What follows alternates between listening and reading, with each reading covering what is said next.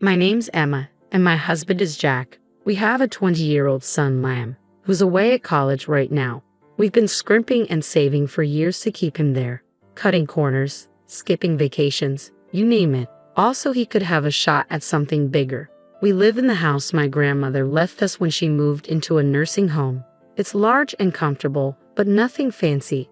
It just feels like home. Jack works at the local hardware store, and I manage the front desk at a doctor's office.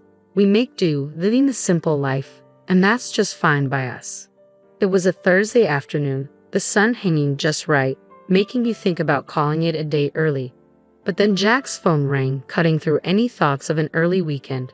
I was chopping carrots, half focused on dinner and half on a list of bills that needed paying, when I heard him answer.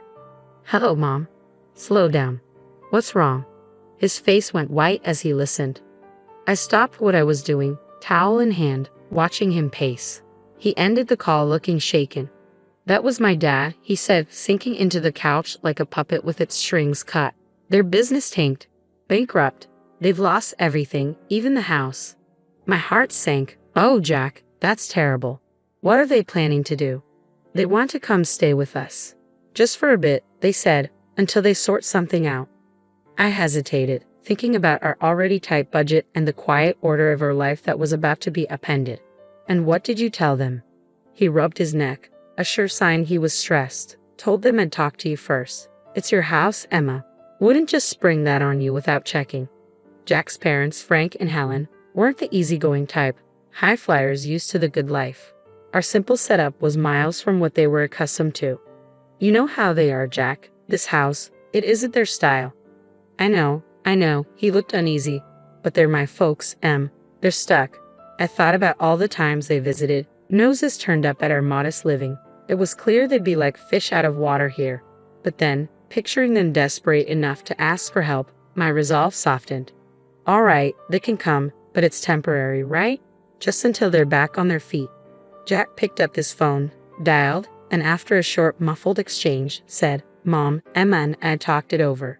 You can stay here for a bit, but just until you find a place." "Got it. We're not running a hotel." I couldn't hear what was said on the other end, but Jack's tight-lipped, "Yes, Mom, we're clear," gave me the gist. He hung up and exhaled long and hard. "They're thankful, Em. They'll be here next week."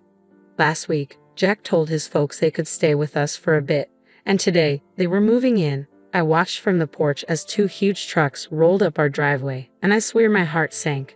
Jack was out there directing traffic like some parking lot attendant, trying to keep a smile plastered on his face.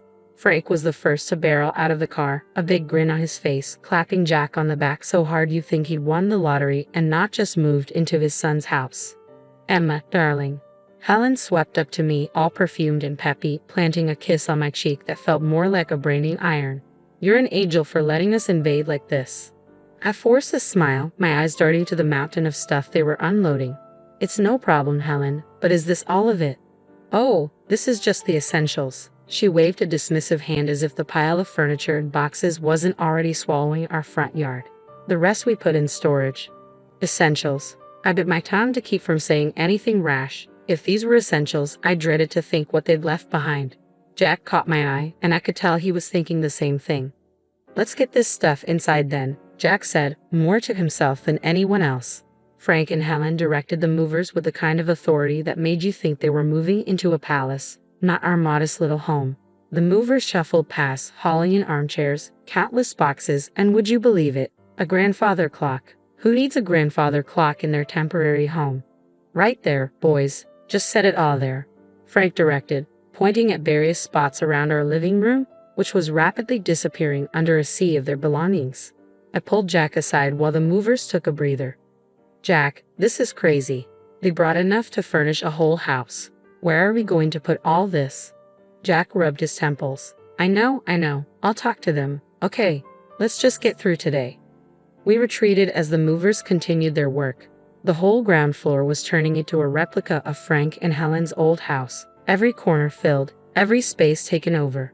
By the time the movers were done, our once cozy living room looked more like a storage unit.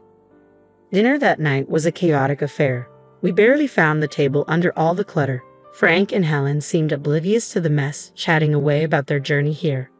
Emma, you really should try this wine, Frank said, popping open a bottle of something French and probably more expensive than our entire grocery budget for the week. We're so grateful to you both, Helen chimed in, her voice sugary enough to give you cavities. It's just till we find our feet. Yeah, about that, Jack started, clearing his throat. We need to talk about some ground rules. Space is tight and… Oh, don't worry about it, son, Frank waved him off. We'll manage just fine, won't we, dear? He smiled at Helen, who nodded enthusiastically. I glanced around at our cluttered space, the piles of boxes and the fancy ornaments that crowded out our simple decorations. Managed just fine? I wasn't so sure about that. Living with Frank and Helen had been an adjustment, to put it mildly. A few days had passed since they moved in, and just when I thought we'd settled into some sort of routine, the kitchen became the new battleground. It was a Tuesday evening, and I was preparing dinner as usual, something simple and hearty, spaghetti with homemade tomato sauce. As I stirred the pot, Helen walked into the kitchen, her nose wrinkling as if she'd just walked into a barn. "What's that smell?" she asked, her tone dripping with disdain. "It's dinner," I replied, trying to keep my voice steady. "Spaghetti night." "Spaghetti?" she scoffed, peering over my shoulder. "Where's the meat? The fresh herbs? This is what you feed us." Jack, hearing the commotion, wandered in, drying his hands on a dish towel. "What's the problem?" His mom turned to him with a look that could curdle milk. "The problem, Jack, is that we're expected to eat this," she said, gesturing at the bubbling pot as if it were a cauldron of poison. I took a deep breath, trying to stay calm.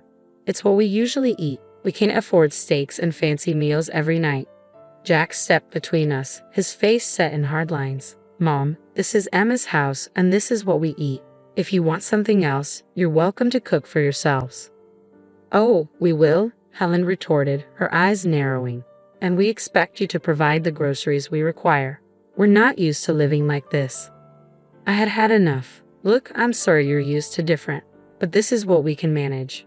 Our budget doesn't stretch to luxuries." Frank, who had been silent until now, boomed, "Then perhaps you need to reevaluate your budget.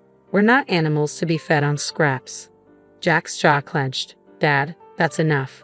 We're doing the best we can." The room was thick with tension, everyone's shoulders hunched. Finally, Helen huffed, "Fine, tomorrow we'll give you a list of what we eat. You can make sure it's here the next day." True to her word, Helen handed me a list the next day: marbled beef, fresh seafood, organic this, imported that. I looked at the list, my heart sinking. That evening, we sat down with Frank and Helen, the list between us on the kitchen table. "We expect proper meals, steaks, marbled beef, or the finest fish," Frank declared, as if it were the most normal request in the world. Jack and I exchanged shocked looks. "We can't swing that," he said, his voice firm but weary. "That's just not in our budget." Their response was swift and harsh. "Lazy, both of you," Helen snapped. "Can't even provide a decent meal." Feeling cornered, I caved to their demands. I started buying only the highest quality products for them while Jack and I got by on fast food to save costs. A month later, the strain was beginning to show. I sat down to crunch the numbers and my heart nearly stopped. Our food expenses had doubled, and Helen's indulgent baths had sent our water bill soaring. Dinner had become a battlefield, but tonight was different. Frank and Helen were luxuriating over marbled steaks and imported fish they'd insisted on buying, while Jack and I sat across from them with our simple pasta, what we could afford. The disparity was more than just on our plates. It was deepening the divide between us. As they savored their extravagant meals, I couldn't hold back any longer. "This has got to stop," I said, my voice heavy with frustration. Helen looked up, fork halfway to her mouth. "What are you talking about now? We can't keep living like this, eating separately and having different meals," I said. "It's ridiculous. From now on, everyone in this house eats the same, and we stick to what we can afford." Frank's laughter was a harsh sound that grated on my nerves. "You expect us to eat that slop?" "It's not slop, it's dinner. It's what we eat," I shot back, my patience fraying. The laughter vanished from Frank's face, replaced by a scowl. Helen's tone was sharp and accusing. "How can you be so greedy and lazy? Cooking decent food isn't that hard." They both turned to Jack, their expressions filled with expectation. "You're going to let her talk to us like this in your own house?" That was the last straw. Jack's hand slammed down on the table, making the plates jump. "First off, this is Emma's house, and you will treat her with respect." The impact of his words hit hard. Helen's eyes filled with tears, her voice quivering. I never expected you to raise your voice at me, your own mother. Frank's anger boiled over. He stood, pointing an accusing finger at Jack. Look at you, henpecked and dancing to her tune. Is this what you've become? I stood my ground, though my heart was pounding. Enough. This conversation is over. From today, no more expensive steaks or fish. We eat the same, all of us. Their looks could have frozen the room. For a moment, no one moved. Then, without a word, Frank and Helen pushed back from the table and left. Jack and I sat back down, the silence hanging heavy between us. He reached for my hand, squeezing it tightly. I'm sorry it had to come to this. I am too, I replied, feeling the weight of the evening settle around us. But it's the right thing. We can't live like this. After the blow-up at dinner, things cooled down, but only on the surface. Frank and Helen were quieter, sure, but there was a coldness to their silence that kept me on edge. I had a feeling Frank and Helen wouldn't accept the new house rules without resistance, and I was right. It started subtly a few days later. I was cleaning up after a lunch of sandwiches when the doorbell rang. I wiped my hands on a towel and headed to the front door, expecting perhaps a package or a neighbor. When I opened it, a delivery guy stood there with a large aromatic bag from a high-end restaurant in town. Delivery for Emma, he said, glancing at his clipboard. I was puzzled. There must be some mistake. I didn't order this. Helen appeared behind me, her smile a bit too wide. Oh, I took the liberty of ordering us a nice meal. I thought we deserved a treat after all the recent discomfort. I frowned, taking the bag hesitantly. Helen, we talked about this. We're cutting back on expenses. Helen shrugged, her eyes avoiding mine. I thought it was on your tab, dear. My mistake. Jack walked in from the kitchen, overhearing us. What's going on? Your mother decided we deserved an expensive lunch, I said, the weight of the bag suddenly feeling heavier. Jack's expression hardened. Mom, we agreed no more of this. Frank stepped into the hallway, his voice booming. What's a little lunch going to hurt? You can't expect us to live like monks forever. I set the bag down on the entryway table, frustration bubbling up. It's not just about lunch. It's every meal, every extra expense. We told you we're sticking to a budget. Helen's face turned cold. Well, if you're going to make such a fuss over a simple meal, I suppose we won't bother next time. Jack pinched the bridge of his nose. It's not just about the meal. It's about respecting the rules of the house. You can't keep going behind our backs. The conversation spiraled in circles until Frank and Helen retreated to their room, leaving the uneaten expensive lunch on the table. Jack and I exchanged a look, a silent agreement that this situation couldn't continue. I'll call the restaurant, explain the situation, and cancel any future orders made without our consent, I said, picking up the phone. Jack nodded, his jaw set. I'll talk to them again. This sneaky stuff has to stop. The uneasy peace was short-lived. After the unauthorized lunch incident, Helen and Frank's simmering discontent was palpable, and the tension in the house was thick enough to cut with a knife. That evening, as I was washing dishes, the calm was shattered once again. Jack had just come in from the yard, looking weary. I was about to ask him about his day when a loud crash from the living room had us both running. We found Frank standing over a broken vase, one of the few decorations we had left. Jack's voice was steady but tinged with frustration. I really care about what happens here.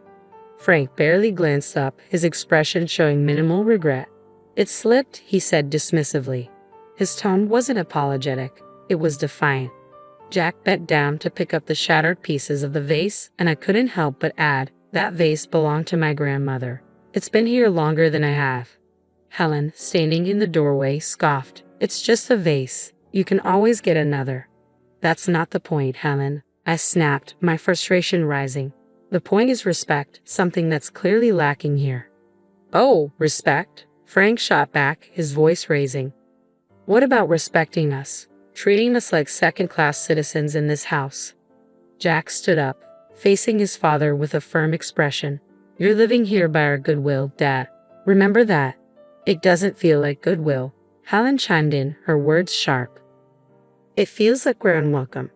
Every day felt like walking a tightrope with Frank and Helen in our house, but one evening pushed me past my breaking point. We were gathered around the dinner table, a place that had witnessed countless arguments, when Helen casually dropped her latest bombshell. Jack, darling, she said as if suggesting we switch coffee brands. I found this lovely coat today, and I think we should buy it using the college fund you've set up for Liam. I choked on my water, setting my glass down hard on the table. What did you just say? I managed, my voice a mix of disbelief and rising anger. Helen smiled sweetly, clearly mistaking my shock for compliance. It's just money, dear. Liam can always take out loans for college. I really need a new coat. Jack, who had been quietly seething beside me, slammed his fork down. Mom, that's out of the question. That money is for our son's education. We're not using it for anything else. Helen's face twisted into a scowl. How can you deny your own mother a simple request? It's not simple, and that's final. I snapped, feeling the last of my patience evaporate. Frank's voice rose to a shout. You're both being unreasonable and cruel. We're your family. Then, with a cold, calculated tone, he added, maybe the local press would be interested to know how you treat your family. What about your bosses? Frank demanded, his voice dripping with menace. I felt a churn of fury and fear in my stomach, but I knew we couldn't back down. This is not how a family treats each other, I shot back, standing firm. You two need to find another place to live. This isn't working. Helen burst into tears, playing the victim while Frank continued to hurl accusations and threats. The dinner ended with them storming out, leaving Jack and me in stunned silence. Once the house was quiet, I retreated to the bedroom and dialed my grandmother. She answered after a few rings, her voice a soothing balm. Grandma, it's Emma, I said, my voice thick with emotion. What's wrong, dear? She asked, her tone immediately alert. I poured out everything, the demands, the threats, the impossible situation with Helen and Frank. She listened without interrupting, her steady hum of reassurance in the background. When I finished, there was a brief pause before she said decisively, I'll come to stay with you for a couple of months. Are you sure, Grandma? What about the nursing home? I'm sure, she replied firmly. It sounds like you need me there, and I'm not one to sit by when my family is in trouble. When Grandma arrived, it was like a breath of fresh air swept through the house.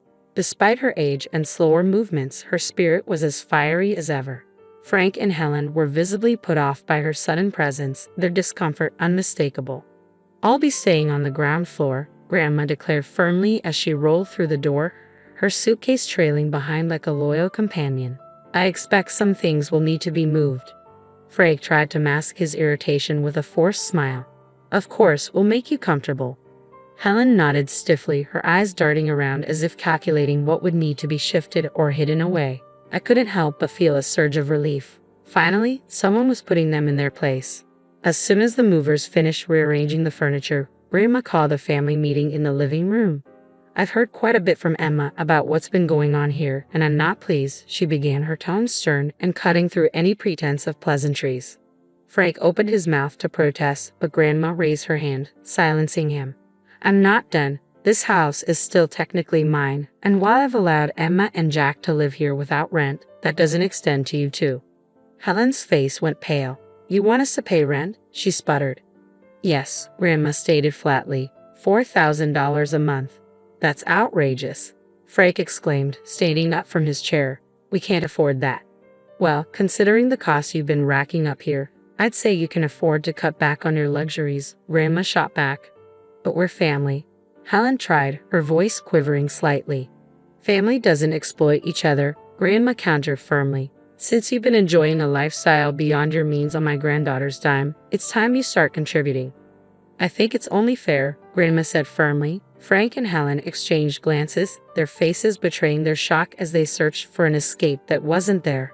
And one more thing, Grandma continued, her tone unyielding. If you think the rent is too high, you're welcome to find somewhere else to live. If you decide to stay, you'll need to provide daily assistance, helping me get around, preparing meals, and ensuring I'm well cared for. Helen's mouth moved up and down like a fish gasping for air, her earlier bravado completely vanishing. Frank, who had always prided himself on his independence, looked as though he'd been punched in the gut. Think it over, Grandma said, her voice softening just a touch. I'll need your answer by tomorrow morning. As they retreated to their room, presumably to discuss their limited options, Grandma turned to us with a reassuring smile. Don't you worry, kids. We'll sort this mess out. The following morning, Grandma's new rules seemed to have flipped a switch in Frank and Helen. I walked into the kitchen to find them packing their things, a pile of boxes already forming by the door.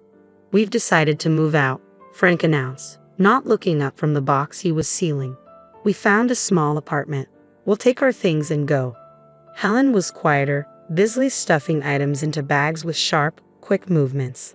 "It's for the best," she muttered almost to herself, but loud enough for me to hear.